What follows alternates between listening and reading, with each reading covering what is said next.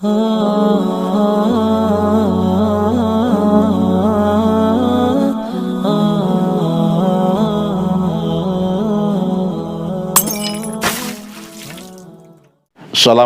warahmatullahi wabarakatuh. Alhamdulillahilladzi khalaqal mauta wal hayata liyabluwakum ayyukum ahsanu amala. Asyhadu an la ilaha illallah wahdahu la syarikalah wa asyhadu anna sayyidina wa nabiyyana Muhammadan abduhu wa rasuluh. Amma ba'du. Melanjutkan apa yang telah disampaikan di beberapa hari yang lalu tentang kunci keselamatan di dunia. Selanjutnya, wahum satun fil akhirah, ada 5 juga kunci keselamatan di akhirat. Ingat ikhwan pidin rahimakumullah, akhirat adalah rumah kita sesungguhnya, karena dunia adalah tempat pengembaraan. Siapapun di antara kita tentu akan menjumpai kematian, tetapi kematian itu bukanlah suatu bencana. Yang menjadi bencana adalah saat rasa takut kita mati kepada Allah ketika kita masih hidup. Jangan tertipu dengan usia muda, karena syarat untuk mati tidak harus menjadi tua dulu. Jangan tertipu dengan kesehatan, karena syarat mati tidak mesti harus terkapar sakit.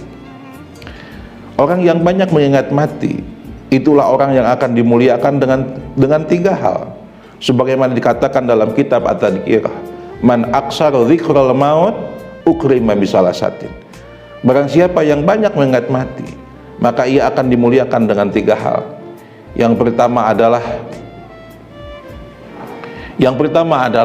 menyegerakan tobat, ta'jilut taubat, menyegerakan tobat. Yang kedua adalah waqana'atul qalbi, kepuasan hati, karena tahu bahwa akhirat adalah rumah sesungguhnya. Kemudian yang paling penting daripada itu adalah wanasyatul ibadah, semangat dalam melaksanakan ibadah.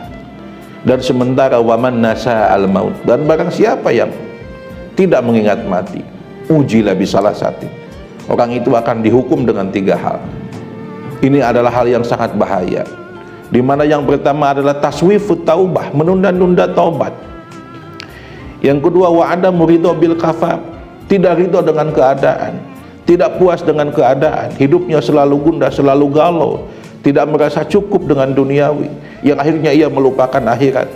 Yang paling bahaya daripada itu adalah wattakasul alal ibadah, malas dalam melaksanakan ibadah. Karenanya kunci keselamatan yang pertama adalah fa innahu ya'ti malakal maut birrahmati wal lutfi. Ketika kematian kita itu datang, maka malakal maut menjemput kita dengan penuh kelembutan dan kasih sayang. Jadikan kematian itu adalah seni yang indah. Kematian tidaklah harus ditakuti, tetapi apa yang menyebabkan kematian itulah yang harus diteliti. Karena memang man asa ala syai'in mata alaihi, barang siapa yang hidup dalam suatu keadaan, ia akan mati dalam keadaan itu. Ketika orang senangnya ibadah, senangnya melakukan kebaikan, insya Allah akan mati dalam keadaan itu. Sementara ketika orang senangnya kemaksiatan, hura-hura, lalai melupakan Allah, maka ia akan mati dalam keadaan itu. Naudzubillah, jika memang kematian menjumpai kita dalam keadaan kita sedang lalai daripada mengingat Allah, sedang lalai daripada ibadah, maka sekali lagi keselamatan di akhirat ketika kematian menjumpai kita dalam keadaan malakal maut menjumpai kita dengan penuh kasih sayang dan kelembutan. Yang kedua, wala yurawi'uhu munkarun wa nakirun fil qabri, tidak gentar. Keselamatan yang kedua, tidak gentar ketika kita menjumpai malakal maut di kuburan. Dalam Al-Quran Allah mengatakan yusabbitullahu alladhina amanu bil qawli sabiti fil hayati dunya wa fil akhirah. Allah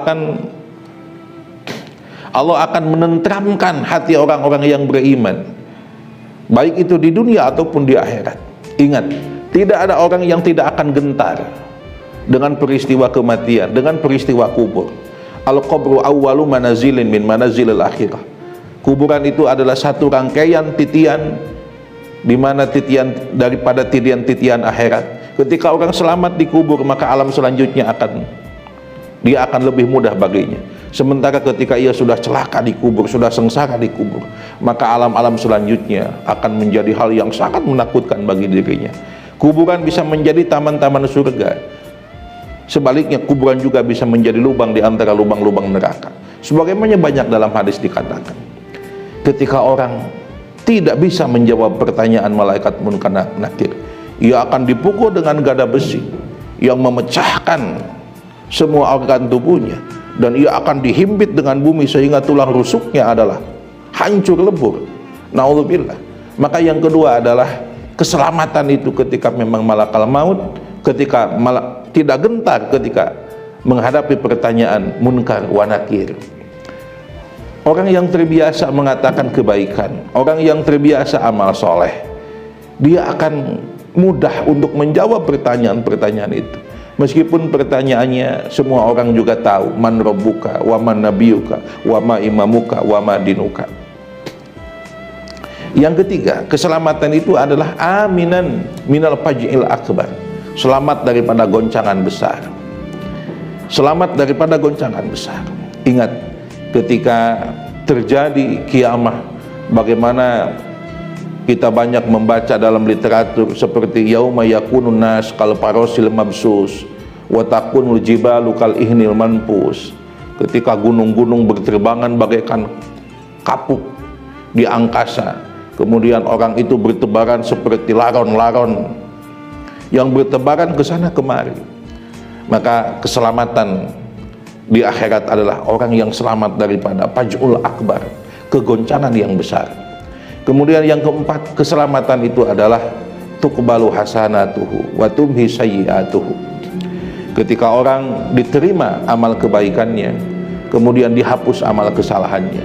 Semoga di bulan Ramadan ini menjadi betul-betul kita mampu memperbanyak amal soleh sehingga dapat menghapus kejelekan-kejelekan kita.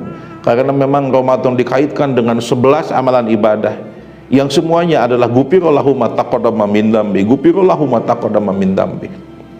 Bahkan ada yang mengatakan dalam kitab Madarijus Salikin, ada 3 sungai untuk mensucikan dosa manusia.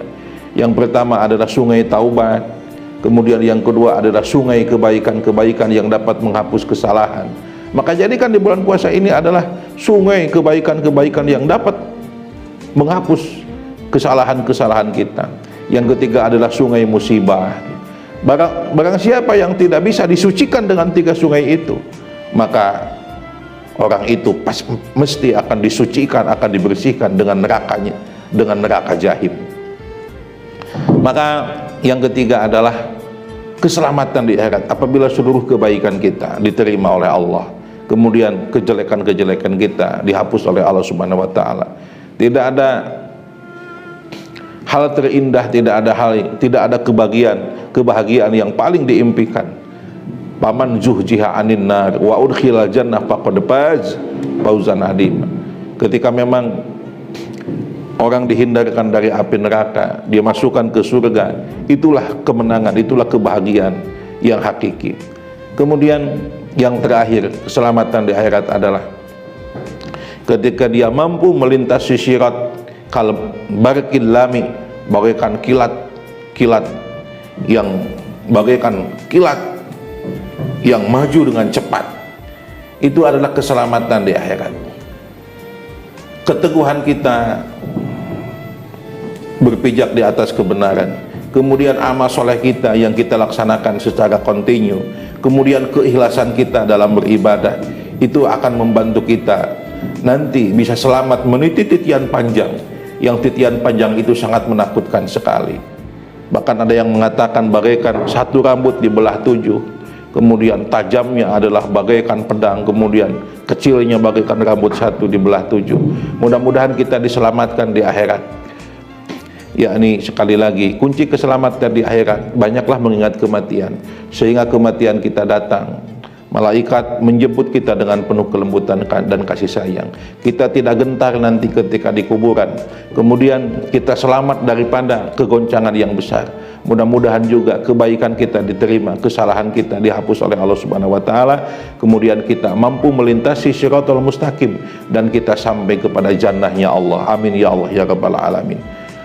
Allahumma inna nas'aluka ridhaka wal jannah wa na'udzubika min sakhatika wan nar.